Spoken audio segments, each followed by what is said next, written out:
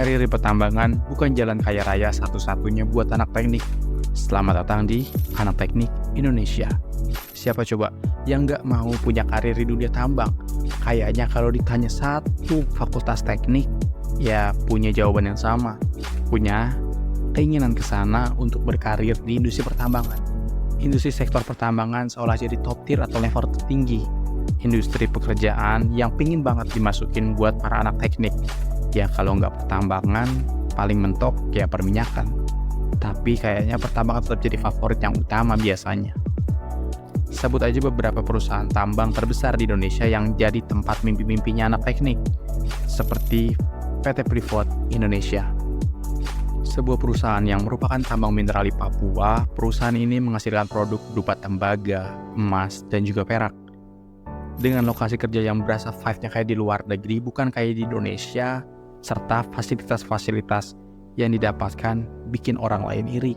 Banyak yang bilang juga kalau masuk perusahaan ini ya separuh beban hidupnya sudah jauh lebih ringan untuk jalani hari-hari.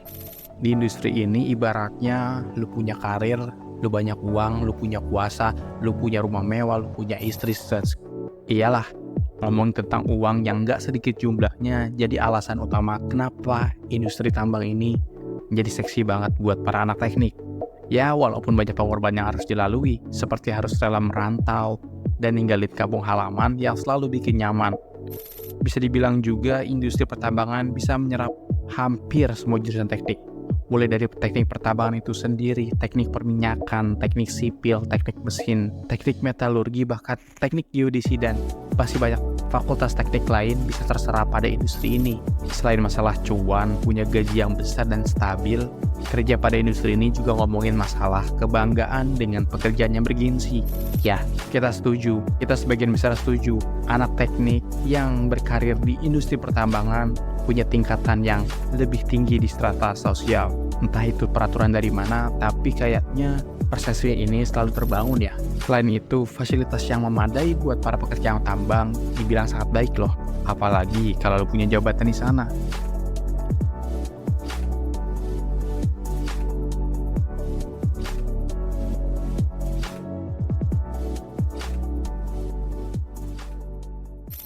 Kisaran gaji tambang di Indonesia.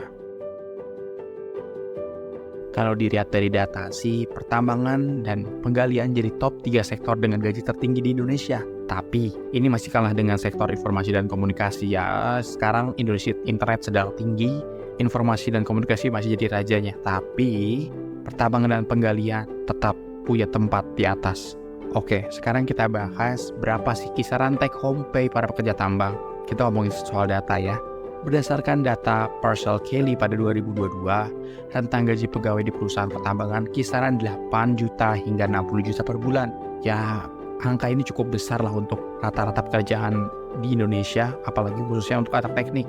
Salah satu gaji yang cukup besar dimiliki oleh jabatan head atau internal audit. Namun, untuk ngisi jabatan tersebut, seseorang harus memiliki pengalaman kerja selama 10-15 tahun. Selain itu, minimal pendidikan terakhir yang ditempuh adalah S1.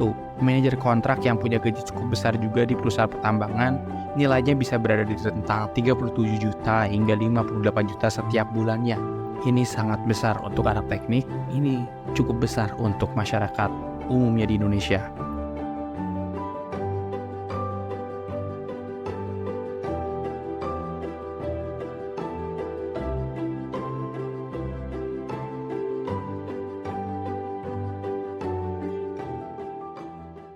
Tapi, apakah gaji tinggi dan stabil, jenis pekerjaan yang bergengsi dan bikin bangga serta keuntungan lainnya sebanding dengan resikonya?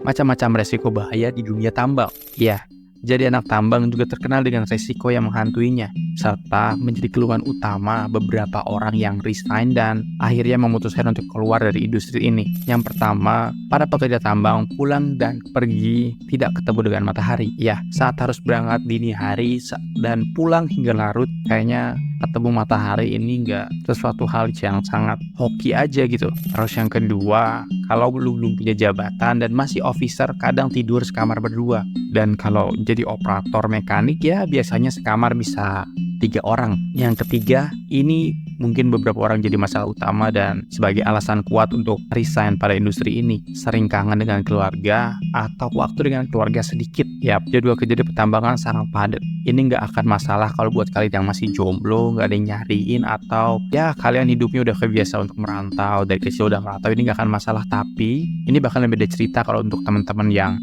sudah berkeluarga, apalagi udah punya anak yang masih kecil. Masalah waktu ini jadi masalah utama. Apalagi kalaupun pulang, ini bakal terkait dengan biaya yang nggak sedikit dan waktu libur yang sulit diatur. Yang keempat, resiko pekerjaan yang tinggi. Betul sekali. Anak tambang punya gaji yang tinggi karena resikonya juga tinggi. Karena seseorang tidak mungkin digaji tinggi saat kompetensi dan resikonya tidak sebanding, bukan? Banyak resiko pekerjaan yang biasa terjadi di dunia tambang, seperti tabrakan, terlindas dump truck, terkena longsoran, tenggelam di pit, atau jatuh dari ketinggian. Ini bisa saja terjadi. Ataupun beberapa pernah kejadian meninggal karena tertimpa ban dump truck saat melakukan penggantian ban.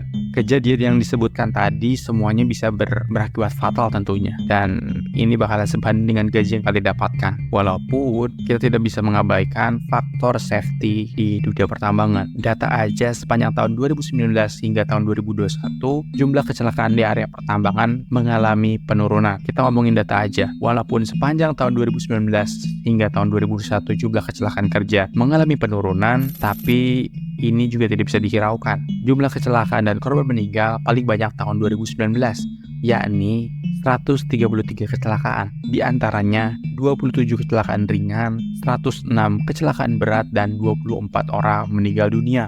Ada beberapa hal yang sering menyebabkan kecelakaan di area pertambangan, yaitu alat atau sistem pengaman yang tidak ada, tidak lengkap, dan tidak berfungsi dengan baik. Yang kelima, terkadang terjadi konflik dengan masyarakat lokal yang bisa aja terjadi. Emang, banyak warga lokal yang terserap tenaganya untuk jadi labor supply atau driver di satu tempat. Tapi, terkadang kalau ada masalah intern, bisa terbawa sampai luar. Kalau tentang gaji yang menggiurkan, industri pertambangan bisa jadi jawaban. Tapi, apakah ini adalah jalan kaya raya satu-satunya buat anak teknik? Apakah ini akan sebanding dengan resiko yang kalian hadapi nanti? Dan apakah waktu yang kalian tukar untuk keluarga bisa sebanding juga? Karena banyak dari pekerja tambang yang resign karena masalah keluarga. Jadi dengan punya gaji yang tinggi, apakah sebanding dengan resikonya? Jangan lupa untuk komen, like, and subscribe di channel YouTube Anak Teknik Indonesia. See you.